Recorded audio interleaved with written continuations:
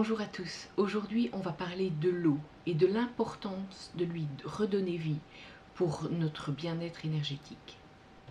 J'aborde ce sujet parce qu'on parle de notre bien-être énergétique pour la nuit, pour le jour, mais il faut savoir quand même que nous sommes composés à 60% d'eau minimum.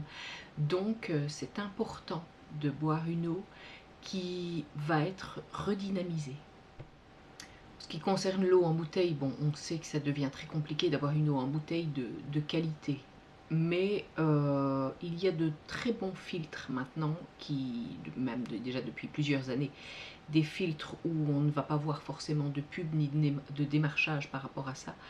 Ce sont des filtres en général avec du charbon, mais avec d'autres composants qui font que l'eau est dépolluée quand même en très très grande partie. Il y a aussi quantité de vidéos sur des façons de faire ces filtres soi-même à coût réduit. Donc je vous invite à faire des recherches genre sur YouTube, fabriquer son filtre maison, ou vous allez trouver des choses très très intéressantes et très très ingénieuses et pour des prix tout à fait corrects. Ce qui permet déjà d'avoir une eau dépolluée, ça c'est déjà la base. Quand vous avez votre eau, l'idéal c'est de la redynamiser pour que justement notre corps puisse récupérer une eau qui s'est renouvelée dans son énergie.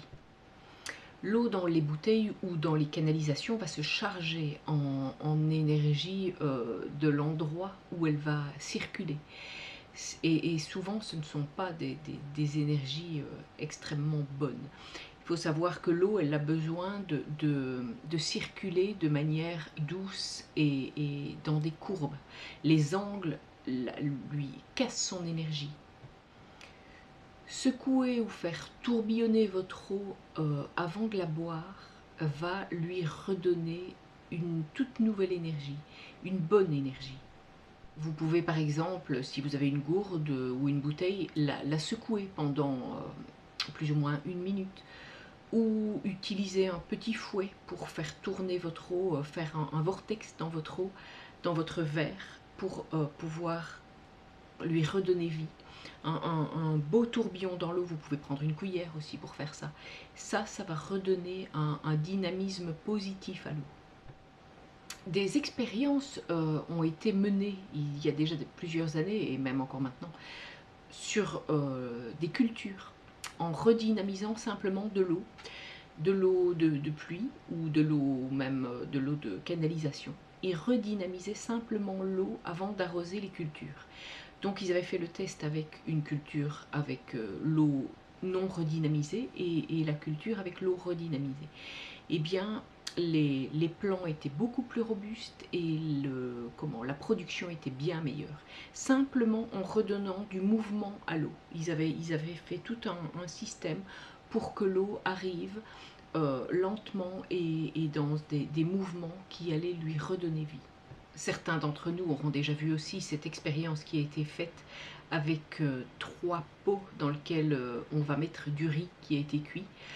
Donc forcément il s'est imbibé d'eau, et le riz, on va lui donner, le premier pot on va lui donner des messages d'amour, le deuxième pot on va le laisser neutre, sans message, et le troisième pot on va lui donner des messages négatifs, des messages de haine. Et le riz, au fur et à mesure des jours, va se transformer, forcément il va vieillir, mais de manière totalement différente. En fait, le riz qui va recevoir des messages négatifs, de haine, de méchanceté, eh bien, va pourrir de manière beaucoup plus rapide que le riz à qui on donne des messages d'amour. C'est d'ailleurs celui-là qui va tenir le plus longtemps en bon état. Idéalement, ce serait de boire le plus souvent possible dans un récipient en verre, ou quand on a la possibilité de boire dans un récipient en cuivre. Idéalement, dans le cuivre, il vaut mieux laisser son eau au moins 1 heure dans le récipient avant de boire, parce que ça va se charger en cuivre en grande partie, et le cuivre a beaucoup de propriétés très très positives pour la santé. Alors on nous vend pas mal de symboles pour recharger l'eau, etc. Voilà, encore une fois, mon avis sur la question sera que le symbole, c'est juste un support que vous pouvez utiliser pour y mettre votre propre intention. C'est vous le pouvoir, encore une fois. C'est vous qui allez décider que votre eau va être rechargée, redynamisée. En fait, ça va faire exactement le même effet que si vous magnétisez avec vos mains votre eau, en fait. C'est vous, c'est votre pouvoir, c'est votre force qui va faire le travail.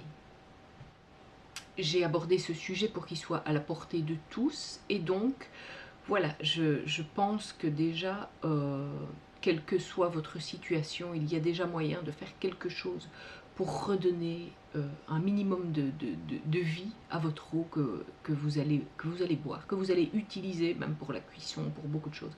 Vous pouvez redonner vie à toute eau que vous allez utiliser. Et pour les plus ingénieux d'entre nous, n'hésitez pas à partager vos expériences pour fabriquer par exemple des filtres à eau. Ça pourrait être intéressant pour tous ceux qui voudraient éventuellement en fabriquer et à bas prix ou en tout cas avoir des astuces intéressantes pour pouvoir filtrer soi-même son eau.